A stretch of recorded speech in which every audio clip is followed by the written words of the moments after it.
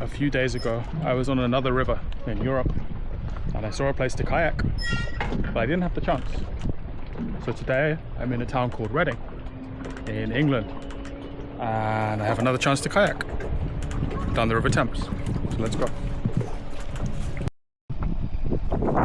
So this is my kayak. Let's get this into the water first.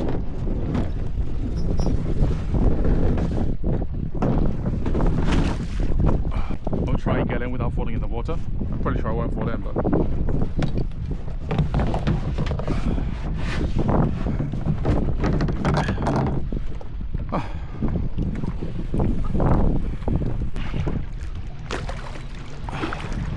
it's a little bit windy, but with the sun, it's not too cold.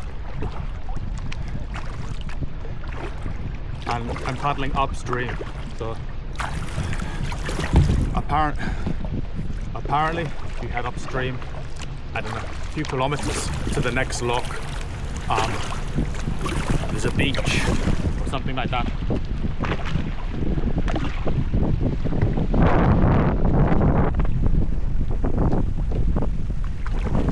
So when I get to the kayak rental place, the lady, she says she's got COVID and to stay away from her. And so she just kind of hands me the paddle and the life jacket and says, you know, your kayak's over there. It's fine for me. A small island up here.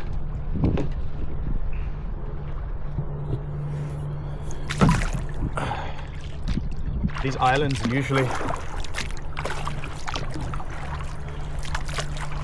the vegetation is usually quite dense. This one not so much.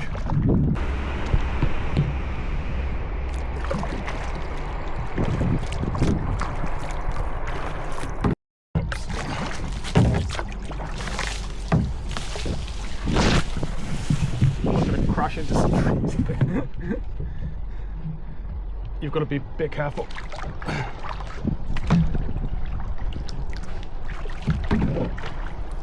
I don't want to crash into these trees and lose the camera. The camera's waterproof, but it doesn't float.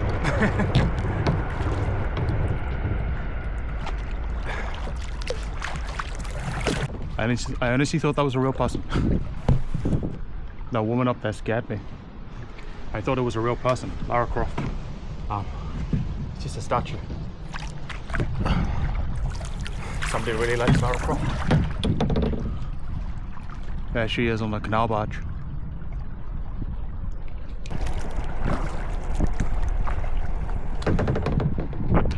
Just over here, there's this footpath.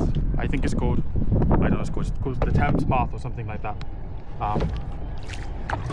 So if you wanted, you can just walk by the Thames. I think for quite a long way. You can walk for days, I think.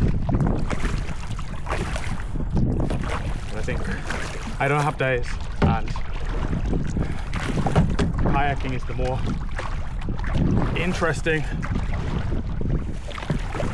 interesting way to see the river, and it's better for your cardio.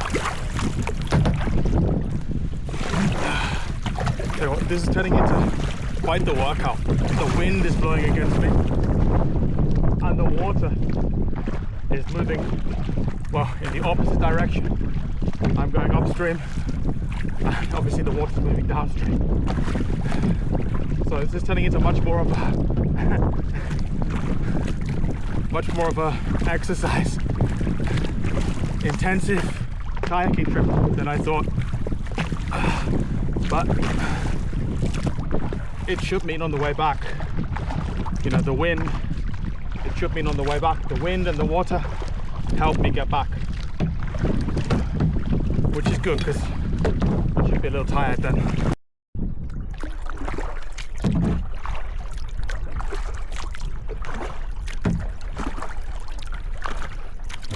So you get the canoe for 4 hours. For 4 hours, it's like 32 pounds. So I can kayak upstream for 2 hours, or maybe an hour and a half, and then go back downstream for, let's say, an hour, and maybe have some time to get out and explore some of the islands or the beach that's supposed to be somewhere around here. I know where we are. So up here there's a hotel called Roebuck Hotel. So we're near a train station called Thames train station. So maybe we're like a third of the way there to Pangbourne. I'm not really sure. I think before Pangbourne there's a lock called Maple Durham, and you know, I've never been through a lock before. And what they said is, if there's the lock keeper, then go through the lock. If he's there, if he's at work. If the lock keeper's not there, then you can get out and you can carry your kayak on land, and you know, try not to scrape the bottom. So we'll see what happens when I get to Maple Durham, which I guess we're halfway there. Who knows? I do wonder, like, there's a lot of these canal boats, barges. I do wonder if people live on them. See, like this.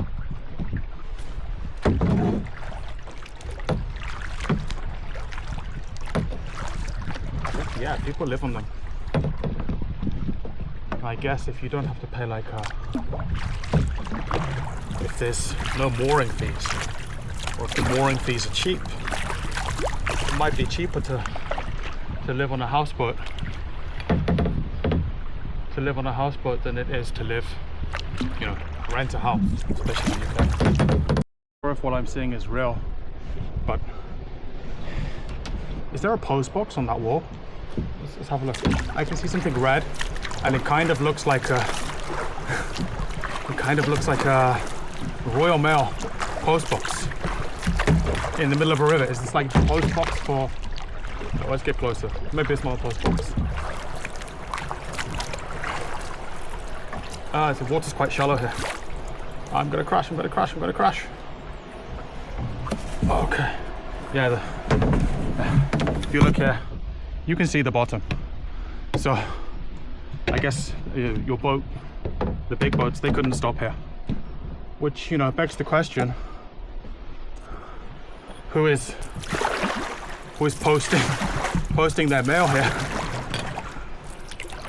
Let's get a bit closer. That's really weird.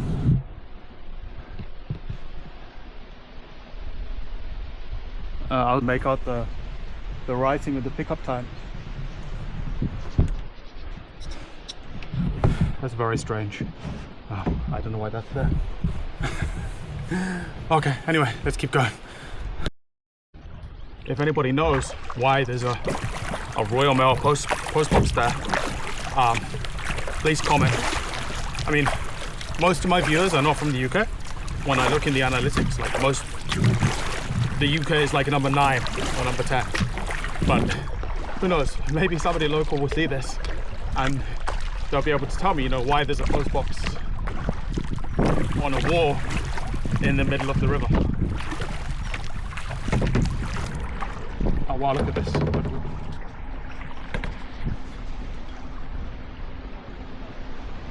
Wait, I'm gonna crash into a tree.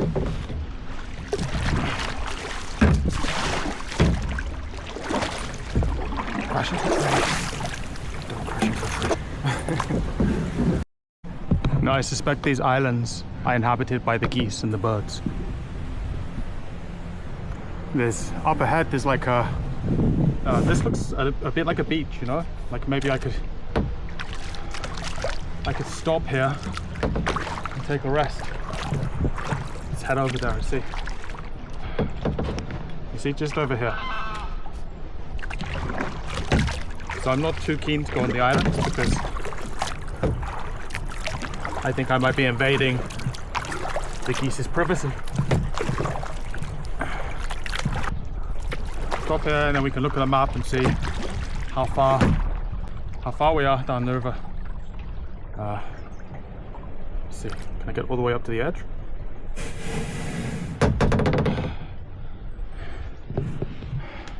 I made the right choice by wearing, I was gonna wear like trainers, like sneakers, And then I thought, you know, what if they get wet?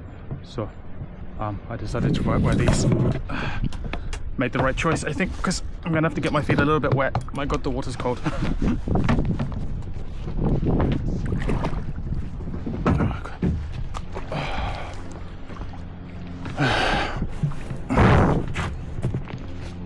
Let's pull this up.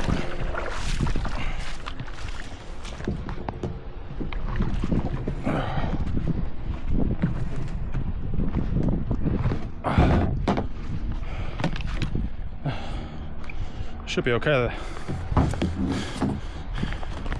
This should be okay, right? I don't think anyone's gonna steal it.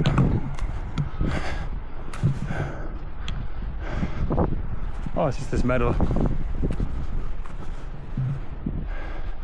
A nice looking house. Old looking house across the river there. Let's take a rest. The house across the water, according to Google Maps, is called Maple Durham House, which I think is quite an old house, and there's a mill there somewhere too. So maybe we'll cross over to the other side and see if we can get a bit closer. And then the lock is up here. So first I'll head down to the lock and see if I can kayak through the lock. If I can't, I'll pick up the kayak and I'll try and carry it or drag it through the lock to the other side, because I'm only like an hour in. I've been paddling for an hour, and I think I could go for another 30 minutes or even an hour, and then on the way back it'll be a bit more leisurely because I'll be moving with the current and not against it. Let's keep going. You know, I guess the thing I'm worried about is I get to the lock, I don't really know how they work. Like, you have to line up, queue up for the lock keeper to, you know, open the lock, if that's even the right way to say it. Because you can imagine, like, I go through the lock and I say, I want to come back. I just got to do the whole process in reverse, I guess. But there must be other boats who will want to be going through at the same time as me. So maybe I just stick with one of the bigger boats. I'm not too close though, I don't want to get crushed. It says Maple Durham House. Up there it says Maple Durham House. It says mooring private, so I guess I can't stop there. But in the river I guess it's fine.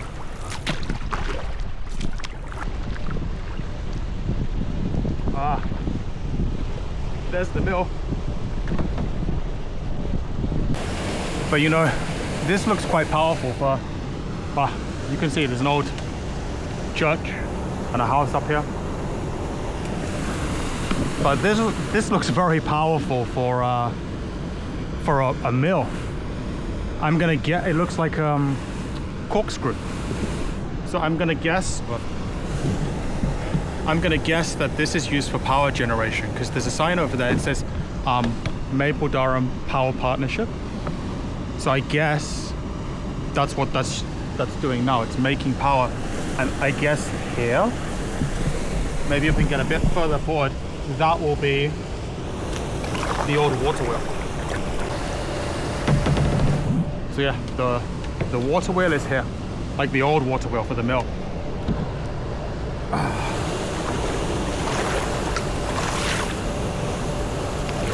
Okay, let's go back out. Is this thing behind me, that's a little bit scary. The water's moving quite fast. I know it's moving out, but still, you know, you don't want to get caught up in this.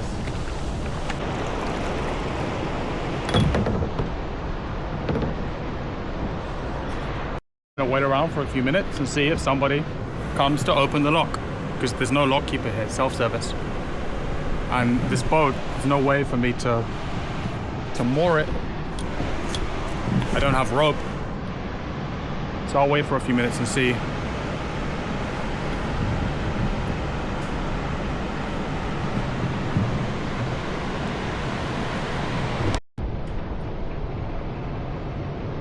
Sesame.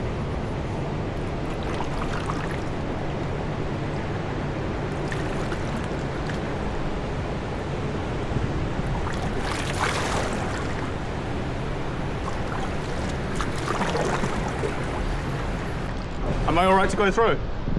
Okay. Okay, thank you. That boat coming in as well though. Okay.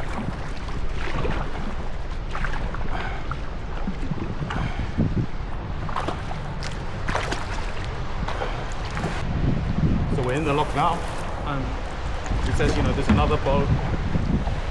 There's another boat behind me. It's the boat I just saw. It's got to come in too. But otherwise, it's just, you know, just the two boats. But I hope it's okay because it says caution: rowers, kayakers, swimmers, paddle boarders, and you know, what does that mean? Is that telling the boats to be wary of me, or do I need to be? Am I in the wrong place? Fingers crossed, I'm in the right place. The boat behind me is mooring, which makes me feel a bit better because it's much bigger than me. You know, I feel like it could crush me quite easily against these walls if it wasn't tied up.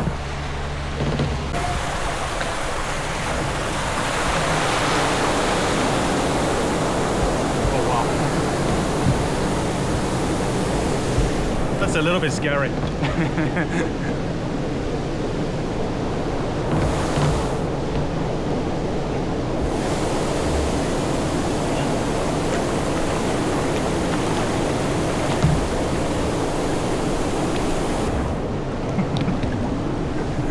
Have to hold on so that it doesn't wash me back. It's a bit disgusting, but I guess I can wash my hand in a second.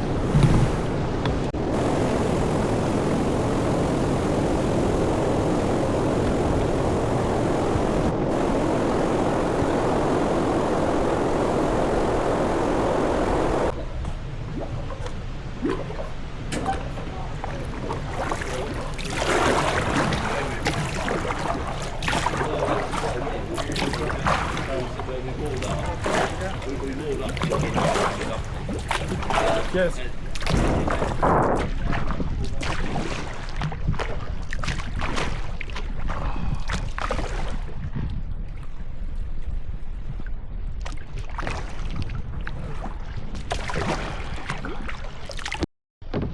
Gonna head back downriver now, downstream. But I don't want to go through the lock if I can. Maybe I'll get out and carry the kayak, and then I can get a better view of what the lock is actually like. When you're in the lock, you can't really see. I guess this is the lock keeper's house.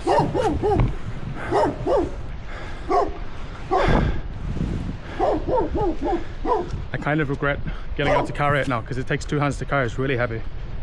Well, it's only, what, 20 meters? So let's keep going. On some of the kayaking websites, you see it says, oh, you just carry your boat through the lock. You know, like it weighs nothing. Well, maybe some kayaks are lighter than others, but this one is going to be like 40 or 50 kilograms. It's really heavy. And the guy working the lock, he said, you've been better off going through the lock. And I said, yeah, I know. I kind of found out halfway through that I made the wrong choice. Lock is much easier.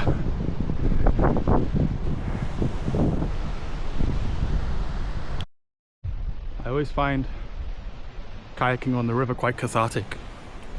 It's very quiet. It's very peaceful.